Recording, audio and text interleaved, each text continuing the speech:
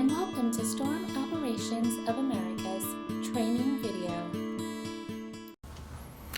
Good morning. My name is Steve Hearn. I'm with Certainteed Roofing. I'm the Field Technical Manager, and I'm with Storm Operations, and I'm here to demonstrate ways to install roofing. We like to do a good roofing job, and it's important for us as the manufacturer, it's important for the contractor, and it's also very important for the homeowner, the person who lives with the roof. And so I want to demonstrate some techniques today to help you improve on your own installations of roofs. I'm going to start here. We're in the conference room at Storm Operations, and we've got a roof deck here. This happens to be 3/4 inch plywood, and this is going to be our roof deck for today.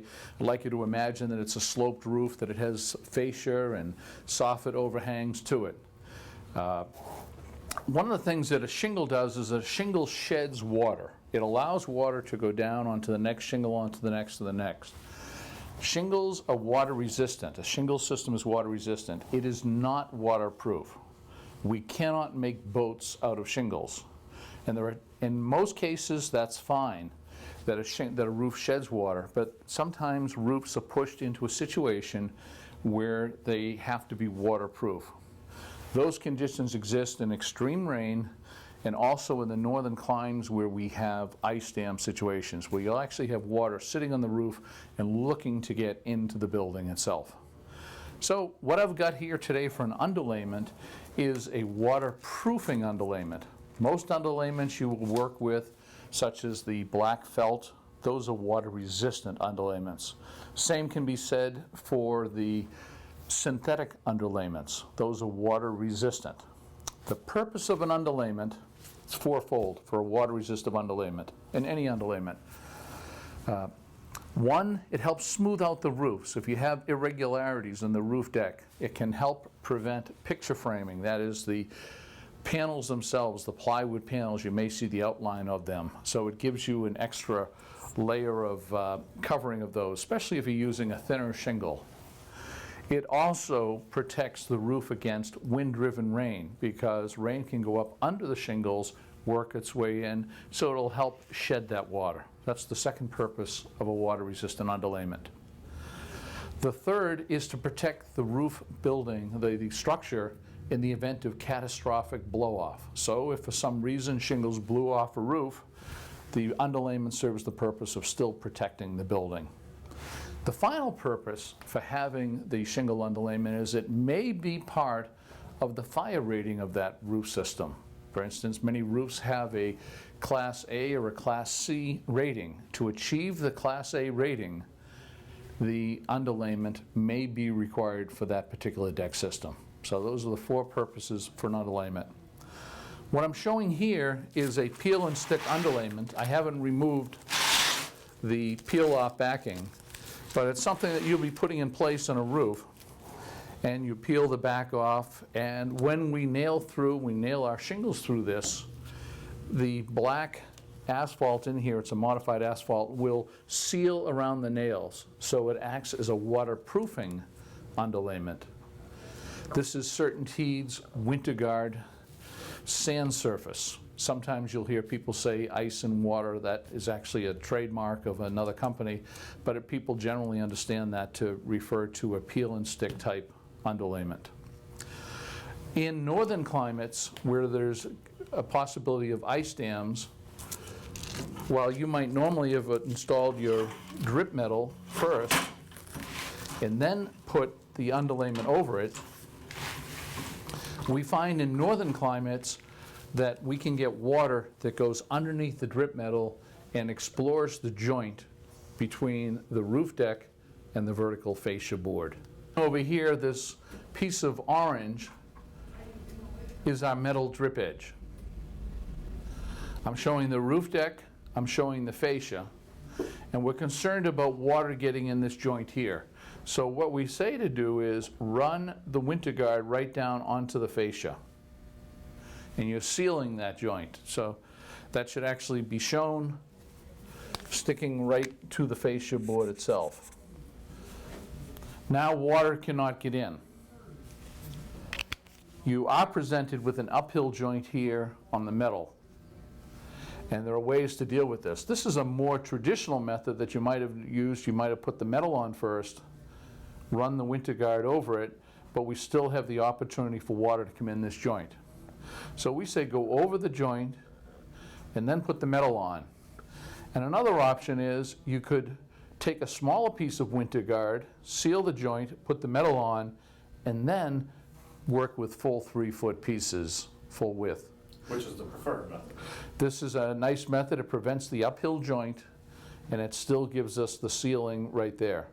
And so what you would do on a job site beforehand is you might cut 12 strips 12 inches wide and make sure you've done this. You may have to pin this in place, then put your metal on, and then just go to work the normal method.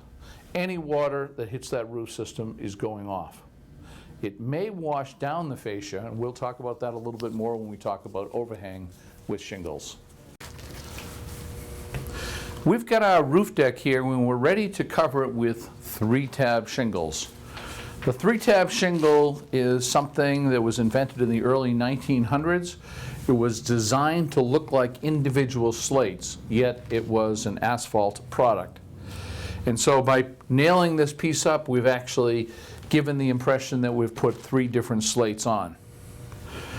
They start off down at the edge of the roof, and we put more 3-tab shingles on above them. However, the appearance is nothing that appeals to us because the cutouts are lined over each other. So when 3-tab shingles are installed, we offset the joints on them to give it more of the traditional slate look. It's not just for the look though, but also because your nails are going to be there as well, right? So if your cut was above it, then you have an opportunity for water infiltration there too. Because we nail above the cutouts, Right. we are also protecting it. The nail is now covered by a tab. Now, these are self-sealing shingles. The original 3-tab shingles had to be cemented down by hand. And there are some times when you will still want to or need to cement shingles when you're putting them on. For instance, in cold weather or on an extreme slope, such as a side of a gambrel house or a mansard roof. When we install these then, we can lay them on the roof and run all the way down to the other end of the building, put our second layer on, and we've put a nail in this, and the nail is placed above the cutout but below the sealant. Now, what's great about that is now we're putting a second shingle on, and the newer shingle is going to cover that nail. So we're going to take a shingle and we want to offset it. So to offset the shingle, we need to cut 6 inches off that end of the shingle. And Steve, going back to the hand sealing of the shingles, another time that you would do that would be like is in Florida or down on the coast in the hurricane type areas, correct? With the hot certain codes such as Miami-Dade will require you to hand seal the entire perimeter of the roof. That's where most of the blow-offs take place. Bottom edge, side edge, and at the top. As a matter of fact, when the wind is blowing, when the wind is going across this roof that way, we often find that the blow-off takes place on the other side of the roof. And that's just because you've compressed the air and you've caused a negative pressure on the other side. And by the way, that's what makes airplanes fly, that whole principle. Here we're going to take a shingle and we're going to cut it. We're going to take 6 inches off the shingle. And as I said, it's easier cut from the back. This should not be cut on the winter guard because we can be making holes in the winter guard. Now when the next shingle is put on, we find that the sealant will grab the bottom edge. But what happened down here at this edge? There is no sealant. Nobody put any sealant down. That's why it's very important that we use starter shingles before we put our shingles down. You can make starter shingles by taking shingles like this and actually cutting the tabs off. So you'll have a strip with sealant at the bottom, or you can buy pre-manufactured strips. And you would put that down on the roof first, and that grabs the bottom edge. Now, what grabs that? That needs to be nailed down low. Often I see roofers nailing the starter up high, but what that now means is that the overlaying shingle is adhered to the starter, but the starter is not adhered to that portion of the roof. So it's important that the starter be installed before the 3-tab shingles or before any shingle. And it's important that the starter be nailed low. Often I see roofers will nail the starter up high. And so while the shingle's nailed up here and the starter's nailed up here and the shingle and the starter bond together, you still have something that can flop in the wind.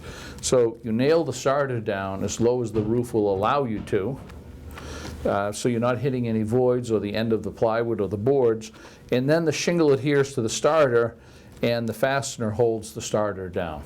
Now we've got starter all the way across our roof.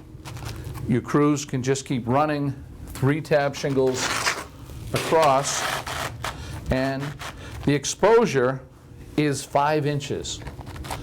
So you can work off this, or if you wanted to snap lines, you might go to the top of the first shingle, measure up 5, 5, 5, and keep measuring 5s.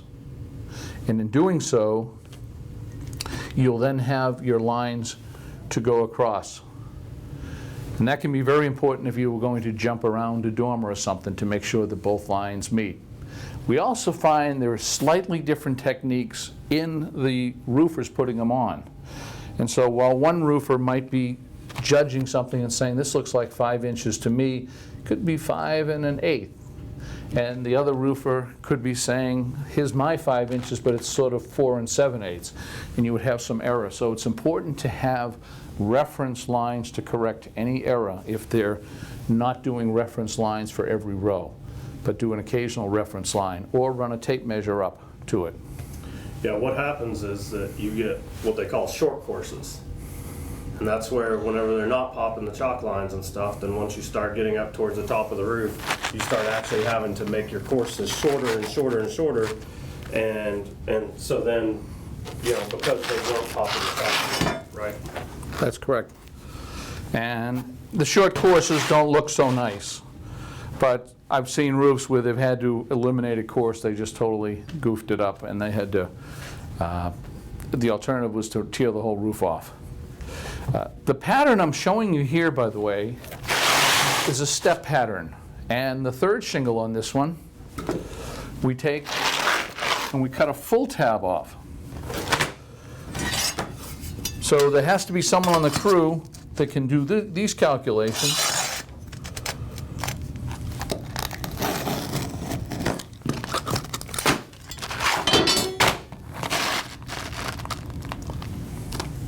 And now we've got a double, and then we can go down to a shingle and a half.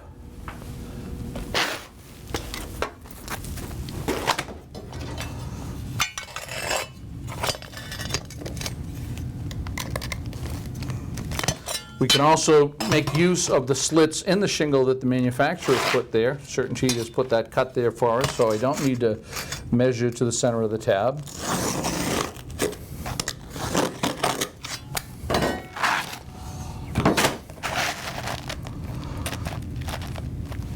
And then I can continue to go. I could even use a single tab, which we happen to have. We had taken it off. And finally, we can go with a half tab. So this gives us a diagonal layout pattern. This is the best pattern to do for 3-tab shingles, because what you're doing is you're taking all your end joints and you're distributing them around the roof. It also avoids any appearance variations that you can get by racking shingles. What am I talking about with racking shingles? When someone racks a shingle, they will do an offset of 6 inches, and then they'll do an offset of 6 inches going back. And they continue to do these offsets, and what's happening here is they're building a vertical, and then the next person's building a vertical. It's efficient from the labor perspective because some roofers work faster than others. When we do the step-off pattern, we all need to be working at the same pace. The person who's building this side of the pyramid can't add more steps until the person down here has done his work, so it's important to have a crew that works at the same speed. This method has some appeal if there are different skill levels, but the net effect is we often find that roofers, when they put the next row of shingles in, they don't always remember to lift the shingle up and nail it. A lot of times they just slide it in and they just nail over here. So that's racking, and you can sometimes pick out the lines in the rows. So I strongly recommend you go with the step pattern right there. When we're installing WinterGuard and we get to the end of the roll, the end of the piece, and we need to put another piece on, we need to make sure that we're overlapping it by at least 6 inches. So the end lap, the end of the roll, gets a 6-inch overlap. And that is true whether it is WinterGuard granule surface, if it is WinterGuard sand surface, which is what we're working with here, or if it's WinterGuard HT. That's the high temp, high tack product that has a film surface to it. Now along the sides of the roll, we go with a 6-inch lap when we're using the sand surface product, and this is a 6-inch line from here to here. We have a 6-inch distance. If we were working with WinterGuard HT, which is the high temp, high tack product, it's a film surface product, we could go with a 4-inch lap here, and the same would be true if we had the WinterGuard granular. It would be a 4-inch lap here. One other thing about installing underlayments, while we may have a joint here on a roll where we would have lapped a piece here, the next roll should not end in the same place. We want to stagger it so we do not have end of roll laps over end of roll lap.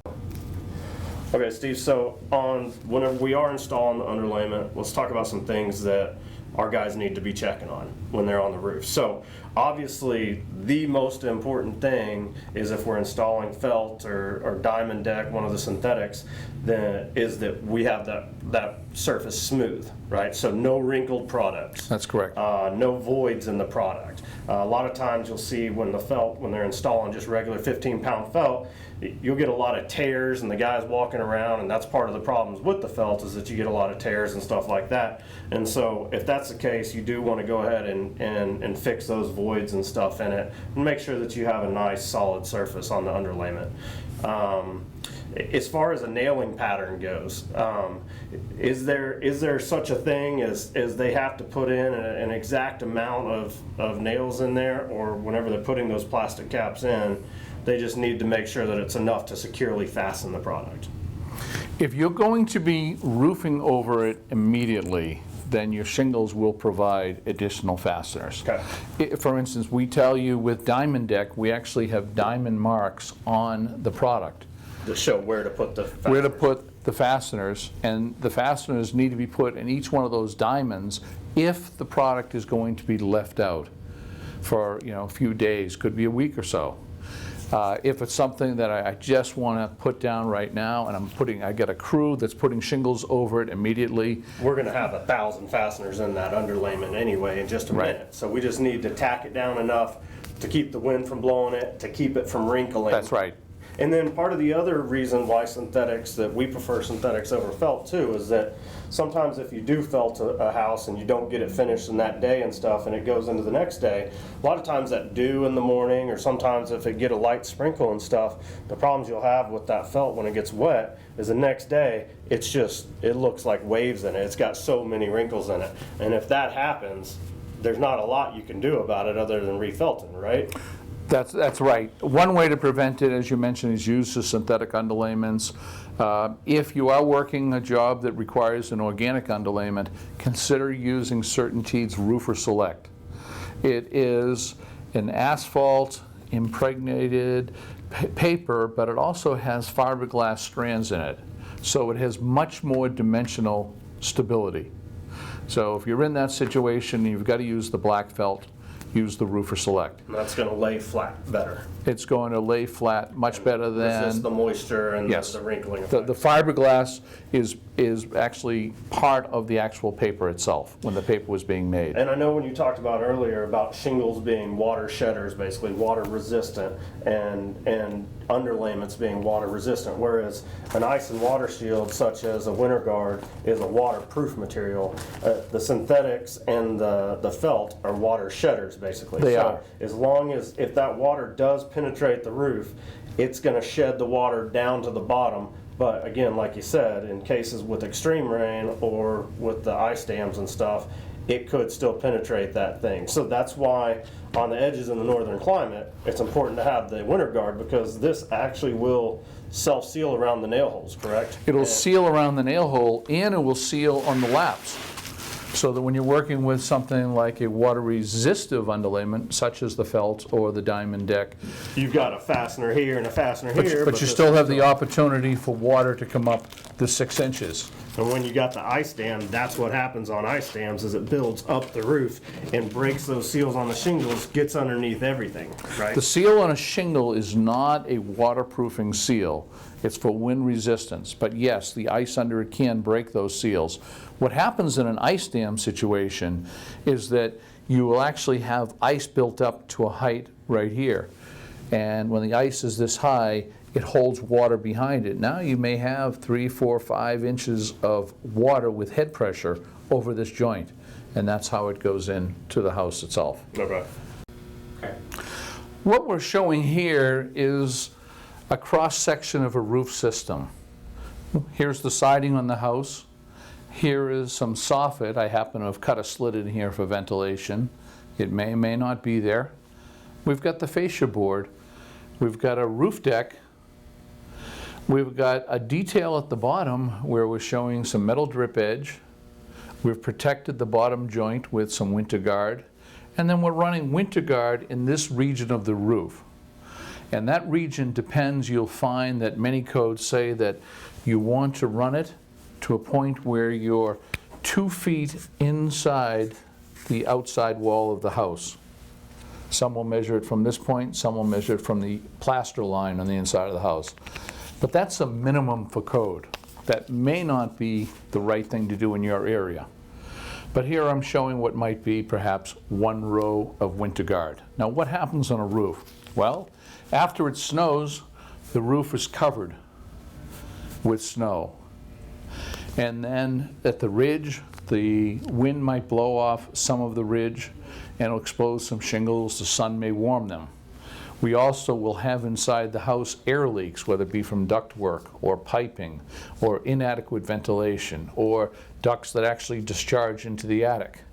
And it will start some melting of the snow on the roof. The heat of the house will start to melt the snow, and the snow, the water runs down, and then it gets to the region of the house where the temperature is different. The temperature out here is going to be colder because we're not over the heat of the house. And so we'll form a little bit of ice right around here. Now, the next day, we're going to get some more melting perhaps, or we do get it at night with recessed fixtures, the heat's turned up high. We get some more ice, it runs over that, and it freezes again. And this condition can keep going on to a point that we have some water right here, and yet we freeze out here. And so the ice can actually get higher as the water gets higher. I've seen this up 8 inches of ice. And so what you have behind the ice is water. And so now we're in a situation where a roof is required to be not just water shedding, it's got to be waterproof. And so that's why we have the winter guard there, because at this point we've got water under our shingles, under our shingles, under our shingles. It's on top of the underlayment, and that's why we need a waterproofing underlayment. All the nails that go through that seal around the shingles. Now here's a place to be careful. Sometimes people will have roof jacks on a roof at the edge of the roof. They're there for safety to get the job done. When they finish the job, they sometimes pull those nails, and when they do, they've left an unprotected hole in the winter guard. Winter guard's designed to seal around nails. It's not designed to seal a hole after a nail has been removed. So sometimes that can be the source of a leak on a roof. Or if someone was nailing and he put a nail in and found that he was nailing into a void. It could have been a gap between boards, gap between plywood, maybe where a knot was.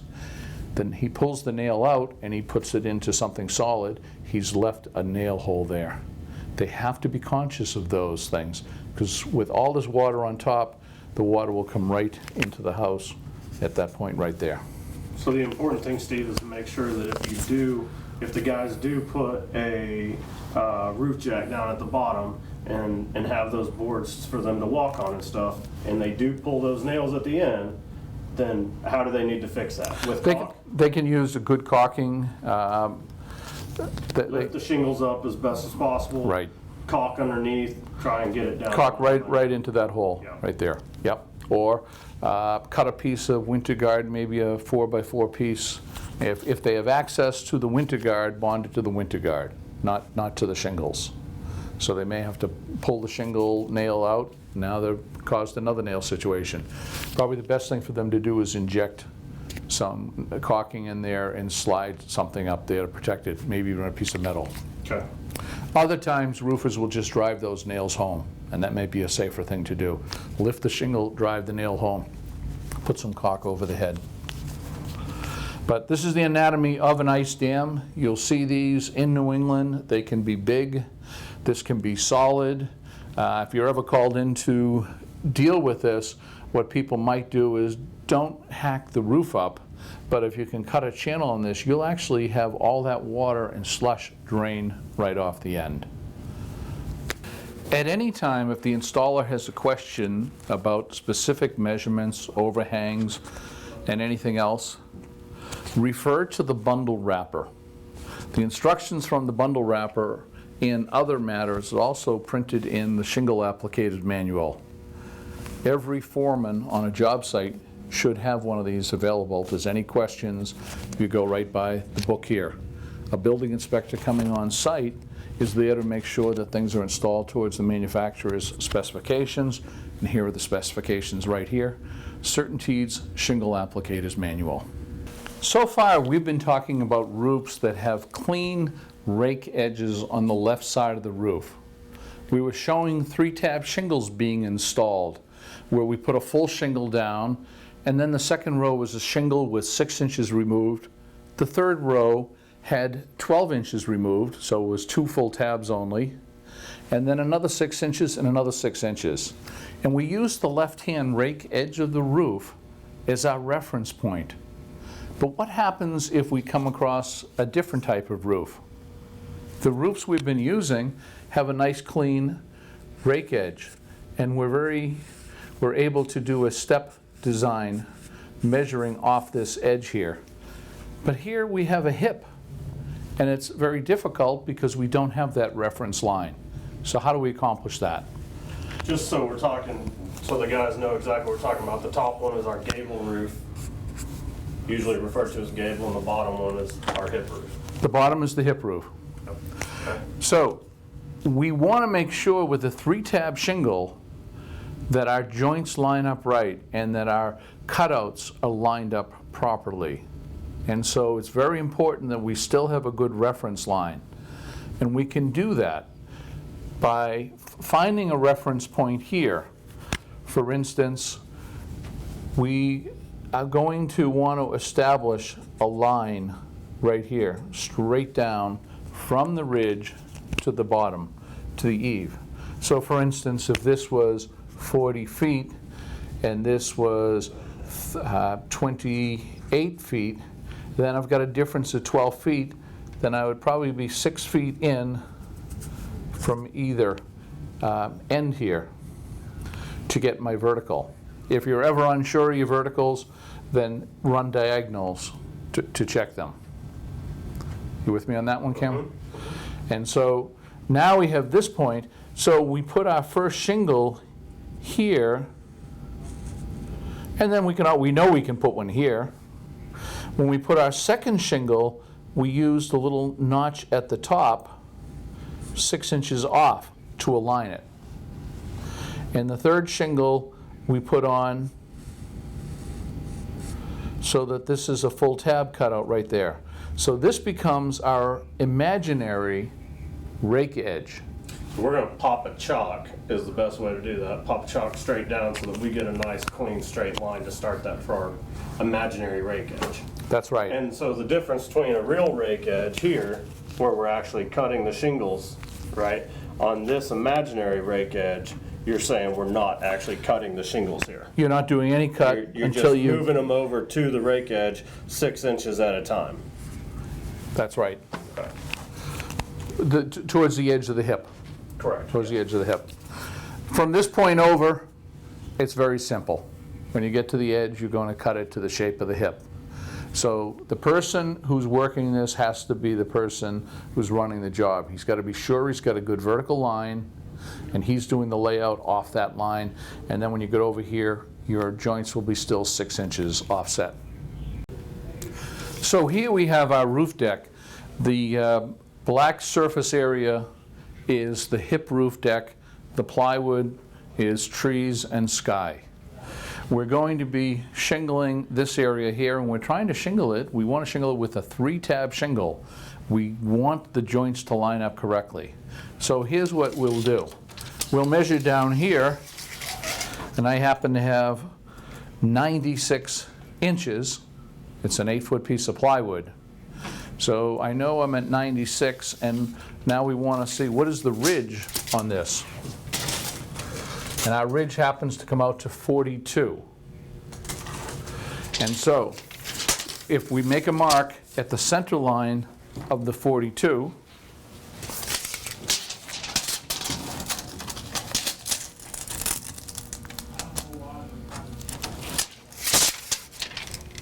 and if I make a mark down here at the center line of the 96, if it is an evenly laid out roof, all planes being on the same pitch, then whatever line I chalk between these 2 points is a vertical line. If I want to work over here more, you said that was 21 inches. I can go over 21 inches here at the bottom and also know that I'll have a good line to work off of. So this is where I would do my chalking, right here in the edge. Rather than just, by doing the measurements, we're not just eyeballing what's up and down in a straight line. And because we measured, now we know when we pop this chalk line down there, we have a reference point to hold it down there, and we've got a straight vertical line. We had the luxury here also of a house that was evenly framed, but it might not always be evenly framed. For instance, there could have been a valley here coming out, and so therefore we had nothing to measure off of. So the other way to do it is to work off rafters. And rafters are going to be straight up and down. And whether you find it by pounding a nail, by just going to the very ridge when you cut for your ridge vent, you'll find the rafter there. You're going to find the rafter at the bottom. You may find it with the fascia nails. You may have to bang to find it. Before you put your underlayment down, you may find it. But you've got to get your vertical line, and that's the other way to do it, especially if it's an odd-shaped roof. So let's run our chalk line right here.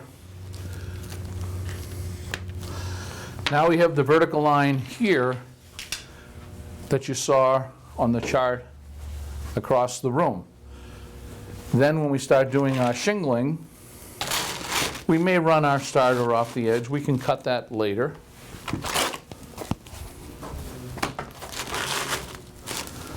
And I'm going to work with full shingles only. So I line up one shingle on the left here.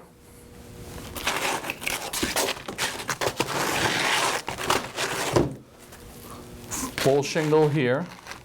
I can cut the end off later. Which that cut edge where we talked about earlier on a gable roof with a nice clean rake edge, and by cutting 6 inches at a time, reusing those cuts, we really eliminate a lot of shingle waste. However, when we get to the other side of the rake edge, we are going to have some odd shaped cuts and some odd sizes. So we're going to lose some waste on a gable roof on that end.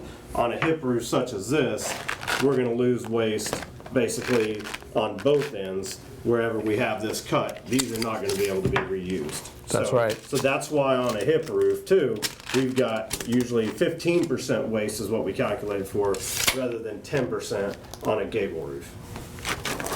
And of course, that waste factor does also supposedly include your starter and your hip and ridge as well, whenever you are talking about those waste factors. So now I'm working off my line. I happen to have a partial shingle here, and I know I can install that. I'm using the manufacturer's slit right there.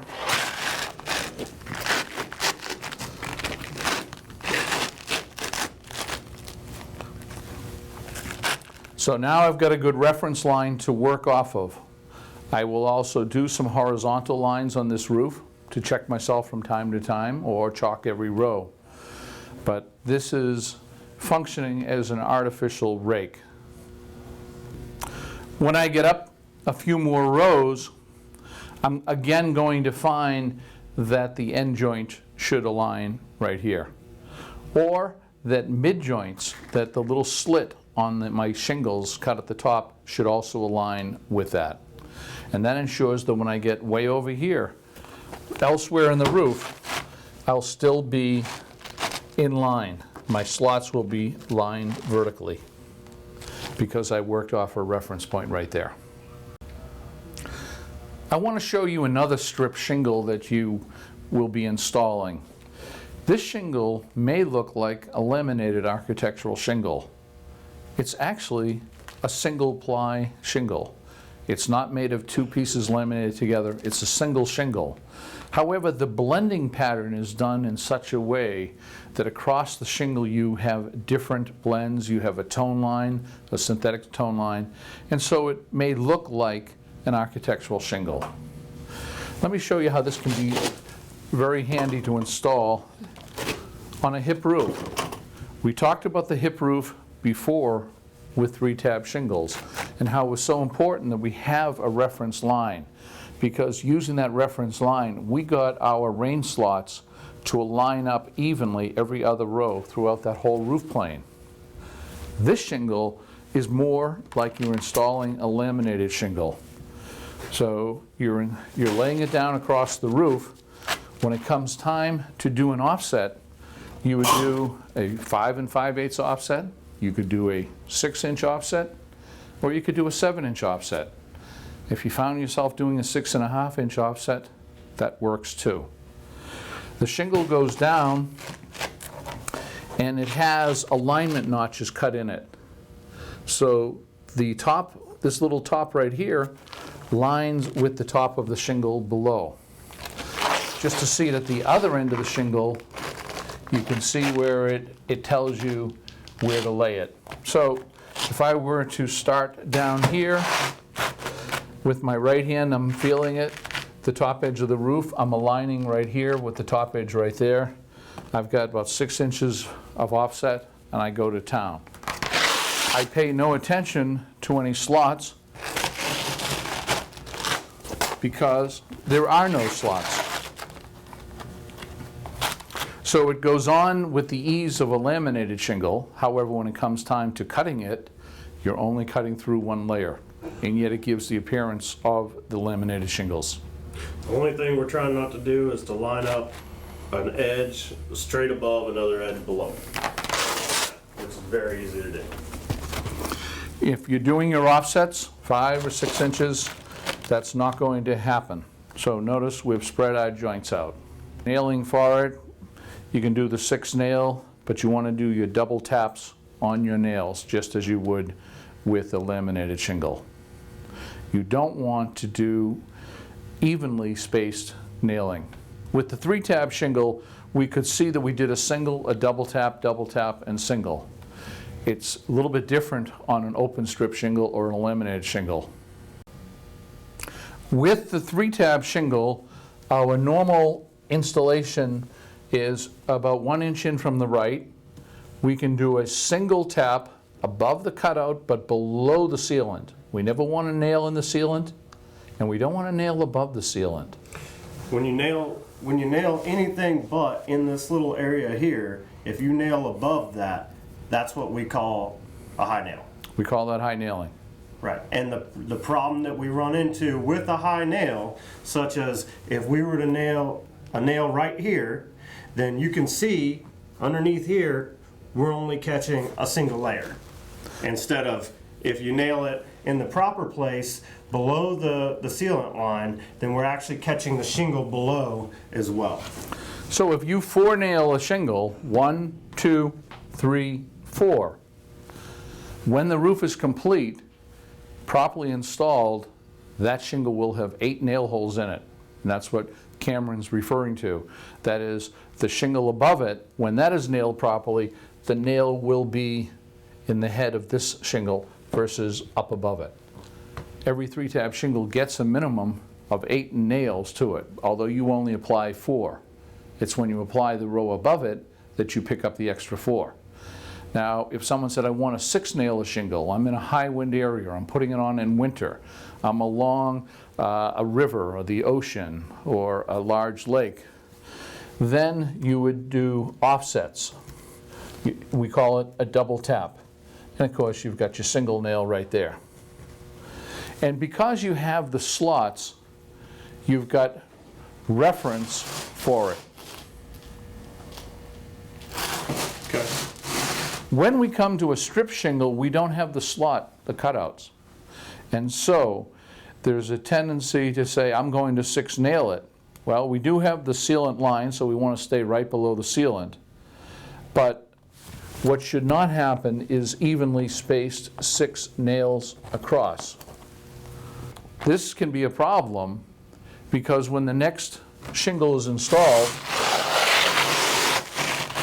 with a 6-inch offset, we find that the nail is in the proximity of the edge of the shingle. Water flowing down that seam can migrate sideways and hit the nail head. So that's why proper nail location would be about 12 inches in, and therefore it wouldn't be anywhere near the end joint. And the same is true when you're putting on laminated shingles such as Landmark. This particular shingle happens to be Patriot. Another difference between the Patriot and the 3-tab shingle is this is a metric shingle. The 3-tab shingle was an English size shingle. Metric shingles, it takes fewer shingles to create a square of roof.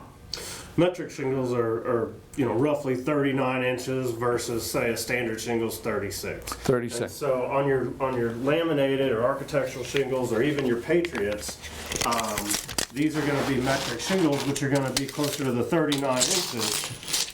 And also, Yep, 39 3/8. so also what it's going to be different on a 3-tab is on the 3-tab we have a 5-inch exposure, right? So our exposure is considered there, whereas on a metric shingle we have a 5 5/8. So on all your Landmarks, on all your laminated type shingles, they're all metric these days, so it's all going to be a 5 5/8 inch exposure versus the 3-tab is a 5-inch. What you see sometimes is some of the old shingles and stuff, you'll see a 5-inch exposure, and whenever you do run across a 5-inch exposure on a laminated shingle, you can almost guarantee that that shingle is discontinued. What that means is repairability factor, is that you're not going to be able to replace that shingle, and that's what we're going to try and argue for a full roof replacement, because there's no more product like that. Hi, now we're going to talk about laminated shingles. It is a shingle where 2 pieces or more of a product are laminated together, and it creates a multi-layer appearance. This particular product is called Landmark. It's a shingle that has blue lines painted on the front of it. Those are to show where the nailing regions are. At the top of it, in some markets we have a black tape, And what that really is no granules on that part of the shingle. The tape is there so that when the shingle is packaged, the sealant strip on the back of the package, which when it gets warm activates and glues to whatever it can grab hold of, when it goes in the package, it will not stick to the shingle because this is a siliconized tape. So they will not stick in the package. But when you put them on the roof, the sealant is now in touch with granules on the face of the shingle, and then the sealant will stick. That's the purpose of that tape there. It is not an adhesive, it's to prevent sticking in the package. Here's another example. With the 3-tab shingle, the sealant is on the front of the shingle, and they're stacked right on top of each other. So if the sealant is in the middle of the shingle on the front, then the shingle underneath it is prevented from sealing to it because we've put the release tape in the middle of the shingle. The release tape does not need to come off the shingle during installation. It's there for packaging purposes. One other benefit is with CertainTeed, we put our name on the tape itself. So if there ever were a concern about the shingle, we can identify that we made it. We can also tell which plant manufactured it, and interpreting the codes there, we can tell what time of day it was made on what machine and what lane. That's the purpose of the tape in the field, is to keep shingles from sticking together. The tape does not get removed, and that is not a sticky asphalt underneath the tape. This shingle is a metric size shingle. That is to say, it's approximately 1 meter long, rather than the traditional 36 inches long, which 3 tabs are. It also has an exposure of 5 5/8 inches. And it has no cutouts to it that we have to align when we install it on the roof. We put it down over a starter shingle, but my Swift Start shingles happen to be the same width as the shingles, the limb arc shingles themselves. So when we put our first starter down, we use a starter that's about 6 inches shorter. That way, none of our joints will align with each other. So the joint at the end of this shingle will not line up over the joint at the end of the starter. On this roof, we can also run up the edge Swift Start shingles, and we can use them to create the finish edge for our shingles when we cut them on the rake edge. Shingles are installed, they're nailed. There's an option for nailing. You can nail in the double line. Standard nailing would be 4 nails per shingle. You can also do 6 nails per shingle. Typically it's done as a double tap. And by locating the nails in about 12 inches, when the next shingle is put on, the nail locations... This is going to be similar to the Patriot, to where it's the 6-inch exposure or roundabout is what we're looking for. Whether it's 5 5/8, 6-inch, 7-inch, none of that really matters too much on installing these, kind of like the Patriots, correct? It gives you that same flexibility. Right. We do have a suggested installation method. Sure. Okay. And that method says that we will take 6 inches off one edge, and then we're going to take 11 off another shingle. And I'll show you that in a minute. Okay. To install the shingle going up a left-hand rake edge, we recommend that you take 6 inches off a shingle and then 11 inches off another shingle. So the shingle which has had 6 inches removed, I install over by the left-hand rake. The exposure is the height of the cutoff, and I run it even with the edge of the Swift Start. I now take the shingle from which I removed 11 inches, I install that right above it. Now I have a 6 and 11 inch piece left over. I'm going to use those. On the left-hand rake, I put my 11, and above that, I put my 6. What we see here is a wide step, and that's important with the installation. What that does is that breaks up alignment of shingle overlays, the dragon's tooth, so that we don't get large alignment patterns, which we sometimes would call tiger striping. So this method, you do the 6 off, 11 off, you apply the 11, you apply the 6. Viewed from a distance, if you were the supervisor on the ground, you should see that step in there. That is deliberate. We're installing landmark shingles, and we come to a portion on the roof where there is a protrusion. In this case, it may be a bathroom vent stack. Simulating that is this tube of caulking compound, and we imagine it coming through the roof right at this location. Now, leaks on roofs take place at penetrations, terminations, and transitions, and this is one of those. So it's very important that we flash this in properly. So here's how we're going to do it. With our pipe in place, we've cut a piece of winter guard, and we've cut an X where it will fit right over the pipe.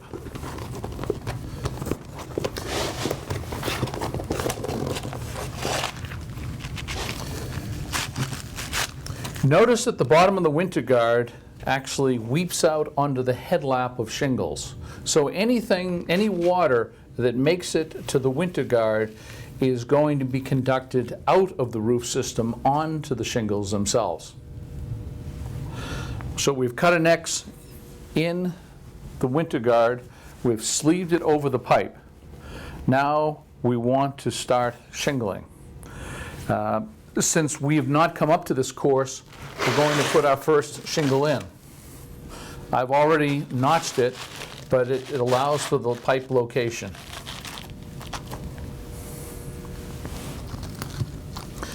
Next, I've got to put my boot over this. And the boot slides over the pipe. Before I put it down, I need to cement around this boot, all 4 sides, so that once it's... You're going to do that in a continuous circle motion around it, correct? Continuous seal, so the whole underside, as I put this down, especially the bottom, it's totally sealed. There is no water that can migrate into this area. That's especially important at the bottom of roofs, because we find often that water can go up. The boot sometimes fights us, depending on the slope of the roof, and it tends to lift up at the bottom. So we want to make sure it's set in cement for a good seal. We now continue. We're going to shingle the roof some more, but we also can cut another piece of winter guard to go around it. And this will lap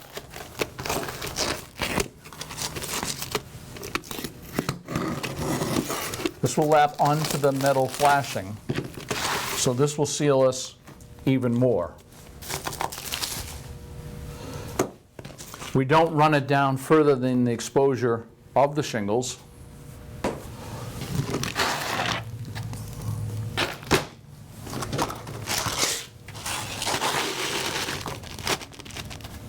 We have pre-notched this shingle. The next row also goes on. We want to cement under these areas to hold those shingles down. So we lift up and we cement these shingles down. We're not nailing that close to the flange, so those will be cemented. In some cases, you might find that the flange is even marked to receive a fastener at this location. So it's an option to consider, but some roofers will install a fastener at the bottom, and if they do that, they certainly should caulk it just to prevent infiltration. But that tends to hold the boot so that it doesn't pull up at the bottom. That's a totally watertight seal we're looking at. And that's what we call a 3-in-1 type boot versus, or an auto cock versus when a lot of times we'll use lead jacks. But using a lead jack is gonna be the same installation process. It's just how it fits over the boot, over the pipe is the only difference. But as far as the installation between a lead jack or an auto cock such as that, is the same thing. One thing to consider is there are some boots out there where the flange is made of plastic. And it says on the flange, use no cement. And it's my understanding that that's because of an anticipated reaction between the cement and the plastic. And yet, how can you cement the flange down? So I would recommend that you use a metal flange because it would be compatible with cement. Here's a case where we're running landmark shingles on a roof and we approach a side wall. It's best at that point to remove the siding up to about 8, 10, 12 inches because in northern climes, this is an area where snow and ice will explore the joint along the side of the house. We will have run our winter guard up the sidewall, or we will have taken another piece of winter guard and adhered it to our roof. Remember, at least 6 inches on the roof. And we want to run it up the sidewall to the height where snow might build up and melt along the sidewall. So this now becomes our sidewall connection. It's a waterproof connection at this point, but that's not the end of the story. What we now need to do is start installing our shingles. And what's best at the bottom of the shingles is to install a kick-out flashing. So we're going to run our starter right up along the edge here. I'll put a kick-out flashing. I'll put a sidewall flashing, and I'm going to put my first shingle in right here. Any water that gets behind the shingle falls onto this flashing. If anything that falls on there falls onto this kick-out flashing, and the kick-out flashing directs it away from the house. Very often, people will run the sidewall flashing, and they will actually direct water behind vinyl siding or aluminum siding. They direct it behind cedar shingles or stucco, and that can rot the portions of the house below it. So a kick-out flashing is a good idea. Now, when we're going to put our next shingle on, we're going to have another piece of step flashing. This is 4 by 4 by 8 flashing. So it goes up the wall 4 inches, it goes across 4 inches. It's 8 inches long. Side flashing, step flashing needs to be the height of the headlap on the shingle. When it comes to fastening the step flashing, you want to fasten it to the roof. It is a component of the roof. It is not a component of the sidewall. It needs to act independent of the sidewall. Sometimes the sidewall can be a masonry chimney, and it works with the counter flashing, but it should not be attached to the sidewall or to the chimney. So it's fastened to the roof, and the fastening takes place in the upper 2 inches so that it's protected. You would not fasten it right up against the building itself. You might center it. If it's a 4-inch flashing, you'd be 2 inches in from each side, 2 inches down from the top. So our flashing is set in place, and then we're going to put another shingle over it.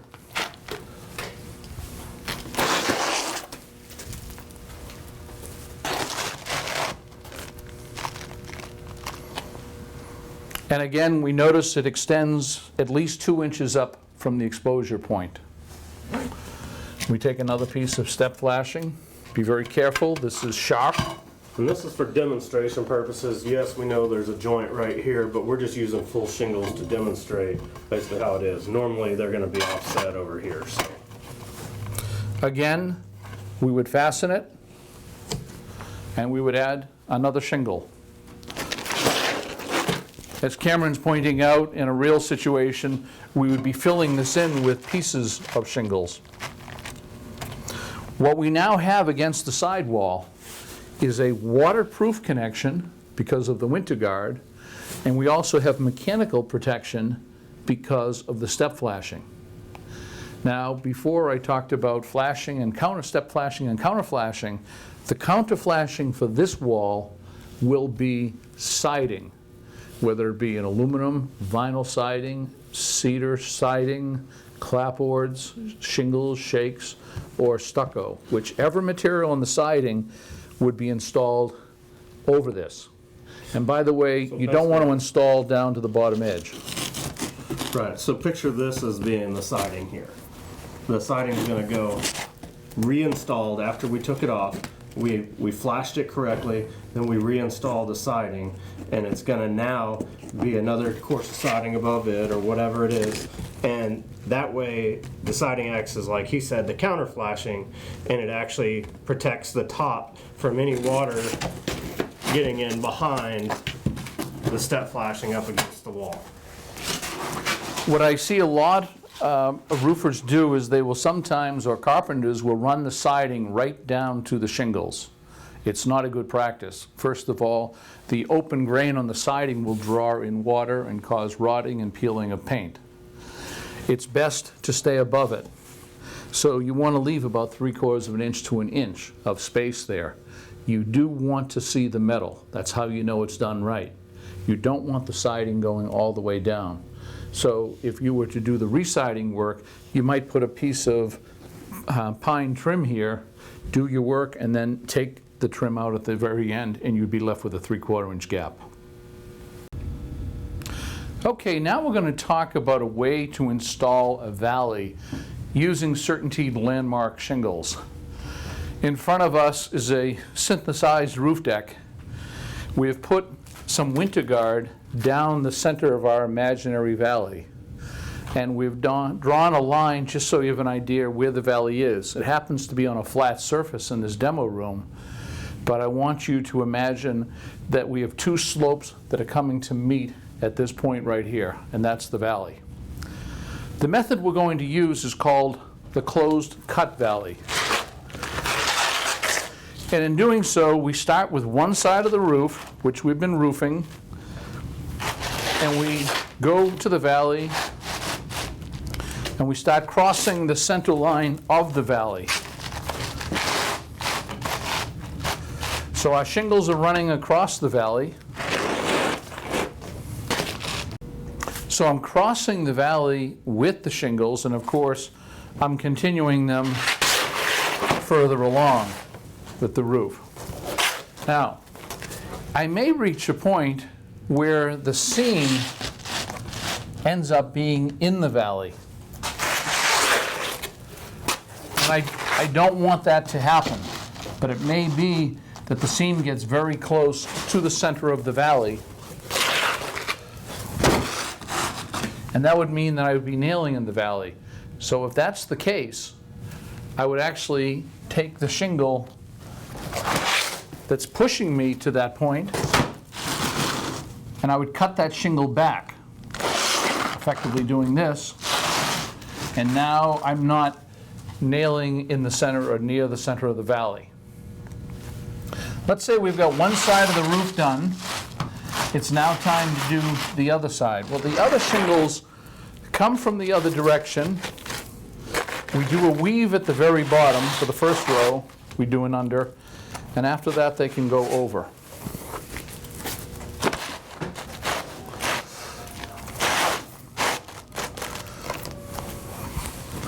Now, I am mindful while I'm doing this of the center line of the valley, which I can see right here.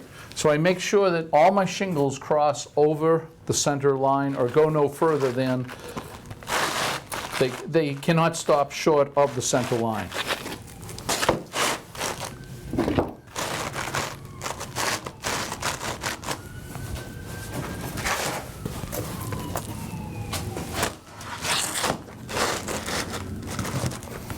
At this point, I've been nailing these shingles. These shingles I have not been nailing at the center of the line. In fact, no nailing closer than 6 inches of the center line. And on a sloped valley, that would be easier to see. It's a little bit harder to see on this demo deck. But now it's time to chalk a line. We're getting ready to cut the valley. I go to the center of the valley and I measure over 2 inches. There's my measurement. And at the other end we do 2 inches. We snap a chalk, and that becomes our cut line for the valley. And Steve, we don't do the cut line on the center line. We don't do it straight down the valley. And sometimes we get homeowners that ask us, why is my cut line not straight down the valley? And it's actually offset 2 inches towards the top side. And why is that, Steve? The reason for that is when water goes down the roof, it's going down the valley, it can pick up that top edge. And I'll show that a few minutes in a diagram for you. So I'm going to continue to cut these. I know exactly where to cut this shingle.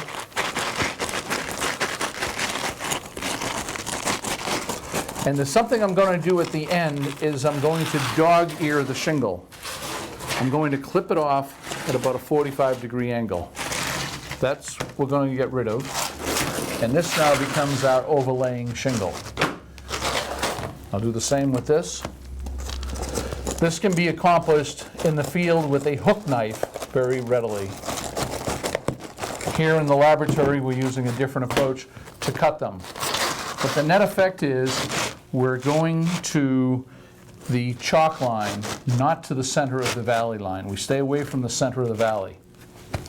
This one's also going to get cut back. But it's very important that we clip each corner so that water which is coming down the valley in a torrent doesn't hit that sharp top point. If it hits the top point, it can conduct water sideways. So here is the center of the valley. It'll hit that and it will draw water out away from the valley. That's why we're 2 inches away at all times, and you want to clip it. The third thing you want to do is set them in cement. You run a bead of caulk under them. So it's very simple to do this, cut it in place, snip them in place, and then run a bead of caulk under it. There's your closed cut valley. We're away from the center of the valley line. And we did not fasten within 6 inches of the center of the valley line either with our nails. That's right. We made sure that our last fastener was at least 6 inches away. Which is another reason why it's important to run that bead of caulk, because these are not actually fastened anywhere within 6 inches here. That's right. So 2 inches away from valley center line, set them in, clip the corners, we call that dog earring, and set them in cement. Any questions about that? That's on every bundle wrapper of Landmark shingles. So some other things that we want to check for whenever we're doing our inspection is to make sure that the drip edge is installed correctly. We have that it is overlapped, that it's not bent up during shipping. That happens a lot. It is pretty flimsy stuff.